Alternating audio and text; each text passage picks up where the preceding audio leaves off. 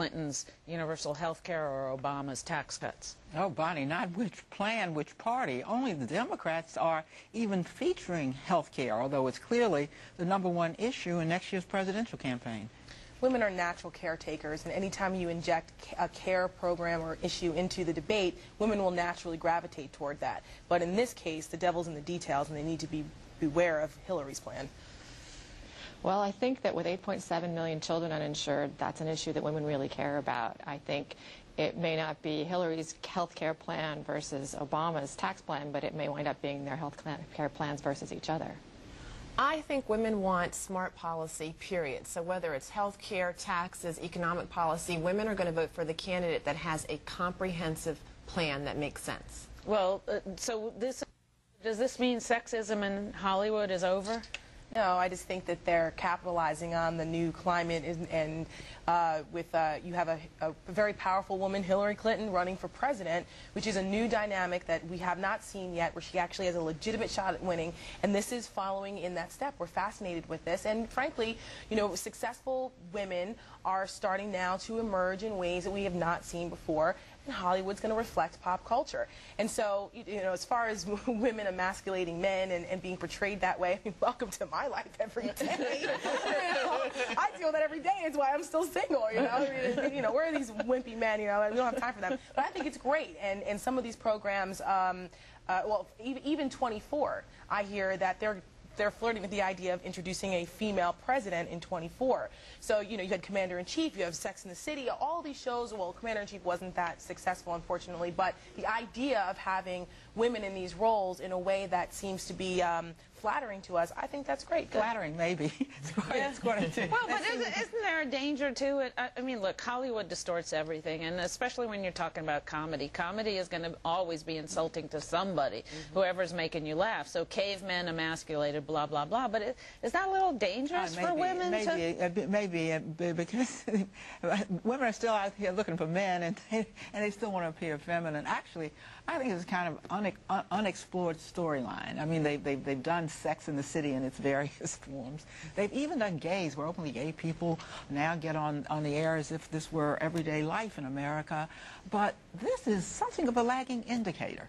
They're going after women who are, in fact, having roles, and therefore having different roles in the workplace and different roles with their mates, and they haven't done that yet.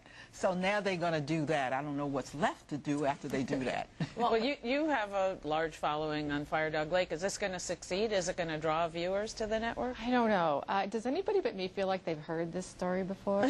Where? Well, you know, before 9/11, I think that this was, you know, predominantly what the narrative was. And when the World Trade Center went down, all of a sudden we started hearing all these stories about how, you know, women were leaving the workplace to go back into homes, and, you know, wimpy men were being replaced by strong firefighters. You know, it was as, you know, the new role model. And I think the pendulum kind of swung, and I think it's just swinging back again. I just think that's kind of what it does. But I agree with Representative Norton that television is a bit of a lagging indicator. You know, ratings are down. I just don't think that's where the cultural energy is. I don't think they're dictating.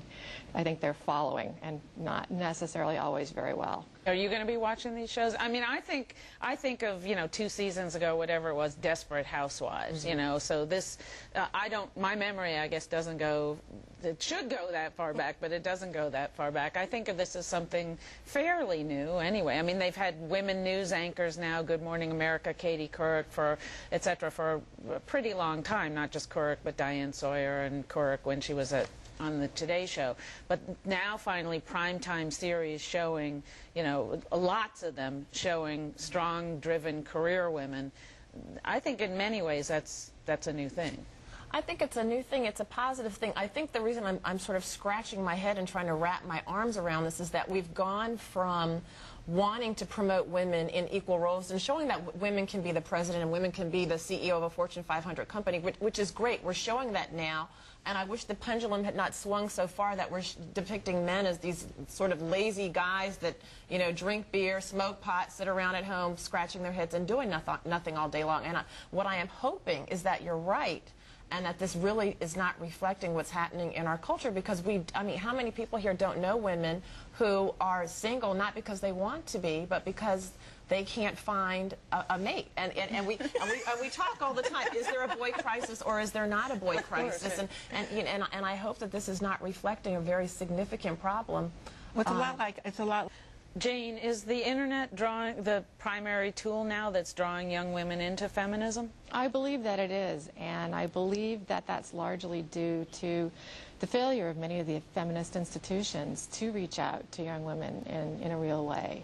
Organizations like NARAL have become insider and cliquish and are making, sort of insider mistakes, like endorsing Joe Lieberman, who said that it was okay that a woman who had been raped to have to travel across town to get, emergency contraception, or who. But if Ellie Smeal of the Feminist Majority has done this show many times. I know that, for example, that they have a huge campus outreach section. Is it not working?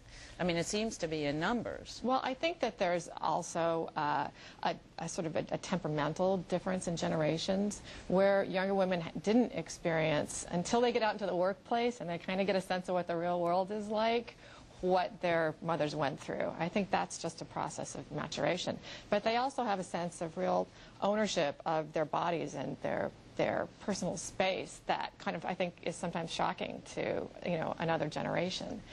But tell me, what's the most successful example on the web of getting young women, who obviously are, as a rule, techier than their mothers and grandmothers, involved in feminism? I think it comes from addressing women's issues.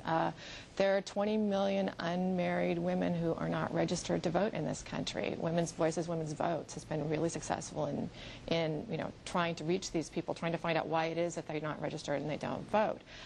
Trying to get contraception in rural areas where pharmacists won't dispense it, addressing the issues that they care about, and that's largely happening on the web, where people can be responsive to what the concerns are that are being brought up in an immediate way. I think the feminist movement is going through something similar to what the civil rights movement is going through.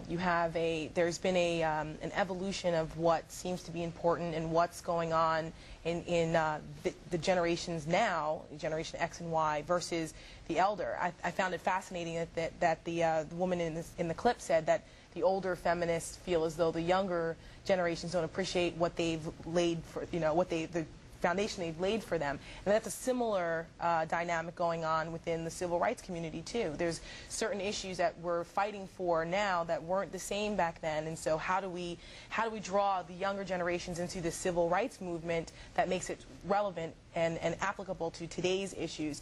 And I think that's a challenge. I don't think there's a lack of interest or a lack of enthusiasm for the issues that are important to us, but there may be a disconnect that they're finding it difficult. I just think all of this talk about words is really not where it's at, if you will forgive me. Feminist is a movement word, the way black militant was. And by the way, those words both came out of movement when I was a kid, when I was a young woman.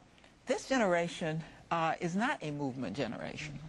I believe that the feminist organizations are indeed tackling exactly the issues these women are interested in. For example, abortion. These young women would be 100% there. Well, but maybe homosexual discrimination. That's not the problem. The problem is they don't identify. They do their own thing. They have the underlying values of the feminist movement. We don't have a right to say, look, if you have our values, you must also take our name. Let them do their thing, their way. Be happy that they have adopted your values. They're doing it a whole lot more than you did it. They're in the workplace a lot more. They're reaching for things you never would have reached for as a 1960s and 1970s feminist. But I love what you just said, because if everybody in the feminist movement, whether they call themselves feminists or not, would share a similar philosophy, we might not see the same dichotomy. To me, the big question today is, what is feminism? There's a whole organization of young women that call themselves third-wave feminists, and they fight the word because they feel that, second-wave feminists fought for them to enjoy a certain amount of rights, and they do that, and then they hear from another generation, well, how dare you opt out to stay home and raise your kids? You're a traitor to the feminist movement. Well, if somebody's going to tell you that, why do you want to take that badge on and call yourself a feminist? But I wonder if